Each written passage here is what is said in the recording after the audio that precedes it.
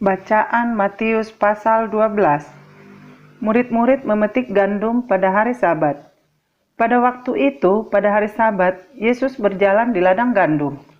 Karena lapar, murid-muridnya memetik bulir gandum dan memakannya. Melihat itu, berkatalah orang-orang Farisi kepadanya, "Lihatlah, murid-muridmu berbuat sesuatu yang tidak diperbolehkan pada hari Sabat." Tetapi jawab Yesus kepada mereka, "Tidakkah kamu baca apa yang dilakukan Daud ketika ia dan mereka yang mengikutinya lapar? Bagaimana ia masuk ke dalam rumah Allah dan bagaimana mereka makan roti sajian yang tidak boleh dimakan, baik olehnya maupun oleh mereka yang mengikutinya, kecuali oleh imam-imam? Atau tidakkah kamu baca dalam kitab Taurat bahwa pada hari-hari Sabat, imam-imam melanggar hukum Sabat di dalam bait Allah, namun tidak bersalah? Aku berkata kepadamu, di sini ada yang melebihi bait Allah. Jika memang kamu mengerti maksud firman ini, yang kukehendaki ialah belas kasihan dan bukan persembahan. Tentu kamu tidak menghukum orang yang tidak bersalah, karena Anak Manusia adalah Tuhan atas hari Sabat." Yesus menyembuhkan orang pada hari Sabat. Setelah pergi dari sana, Yesus masuk ke rumah ibadat mereka. Di situ ada seorang yang mati sebelah tangannya. Mereka bertanya kepadanya, "Bolehkah menyembuhkan orang pada hari Sabat?" Maksud mereka ialah supaya dapat mempersalahkan dia.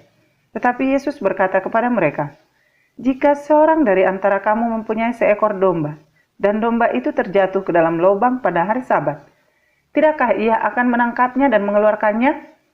Bukankah manusia jauh lebih berharga daripada domba? Karena itu, boleh berbuat baik pada hari Sabat." Lalu kata Yesus kepada orang itu, "Ulurkanlah tanganmu." Dan ia mengulurkannya. Maka pulihlah tangannya itu, dan menjadi sehat seperti tangannya yang lain. Lalu keluarlah orang-orang Farisi itu, dan bersekongkol untuk membunuh dia. Tetapi Yesus mengetahui maksud mereka, lalu menyingkir dari sana. Yesus, hamba Tuhan. Banyak orang mengikuti Yesus, dan ia menyembuhkan mereka semuanya. Ia dengan keras melarang mereka memberitahukan siapa dia, supaya genaplah firman yang disampaikan oleh Nabi Yesaya. "Lihatlah, itu hambaku yang kupilih, yang kukasihi, yang kepadanya jiwaku berkenan.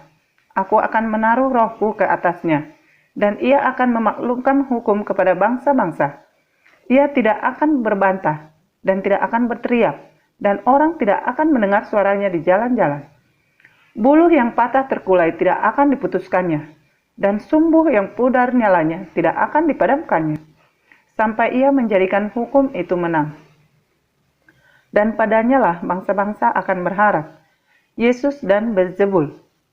Kemudian dibawalah kepada Yesus seorang yang kerasukan setan. Orang itu buta dan bisu. Lalu Yesus menyembuhkannya sehingga si bisu itu berkata-kata dan melihat. Maka takjublah sekalian orang banyak itu, katanya, "Ya, ini agaknya anak Daud." Tetapi ketika orang Farisi mendengarnya, mereka berkata, "Dengan Beelzebul, penghulu setan, ia mengusir setan." Tetapi Yesus mengetahui pikiran mereka, lalu berkata kepada mereka, "Setiap kerajaan yang terpecah-pecah pasti binasa, dan setiap kota atau rumah tangga yang terpecah-pecah tidak dapat bertahan. Demikian jugalah, kalau iblis mengusir iblis, ia pun terbagi-bagi dan melawan dirinya sendiri. Bagaimanakah kerajaannya dapat bertahan? Jadi jika aku mengusir setan dengan kuasa Beelzebul, dengan kuasa siapakah pengikut-pengikutmu mengusirnya? Sebab itu, merekalah yang akan menjadi hakimmu. Tetapi jika aku mengusir setan dengan kuasa roh Allah, maka sesungguhnya kerajaan Allah sudah datang kepadamu. Atau bagaimanakah orang dapat memasuki rumah seorang yang kuat dan merampas harta bendanya apabila tidak diikatnya dahulu orang kuat itu? Sesudah diikatnya, barulah dapat ia merampok rumah itu. Siapa tidak bersama aku, ia melawan aku. Dan siapa tidak mengumpulkan bersama aku, ia mencerai-beraikan. Sebab itu, aku berkata kepadamu, segala dosa dan hujat manusia akan diampuni, tetapi hujat terhadap Roh Kudus tidak akan diampuni. Apabila seorang mengucapkan sesuatu menentang Anak Manusia, ia akan diampuni. Tetapi jika ia menentang Roh Kudus, ia tidak akan diampuni. Di dunia ini tidak, dan di dunia yang akan datang pun tidak. Jikalau suatu pohon kamu katakan baik, maka baik pula buahnya. Jikalau suatu pohon kamu katakan tidak baik, maka tidak baik pula buahnya. Sebab dari buahnya pohon itu dikenal. Hai kamu, keturunan ular beludak, bagaimanakah kamu dapat mengucapkan hal-hal yang baik, sedangkan kamu sendiri jahat? Karena yang diucapkan mulut meluap dari hati.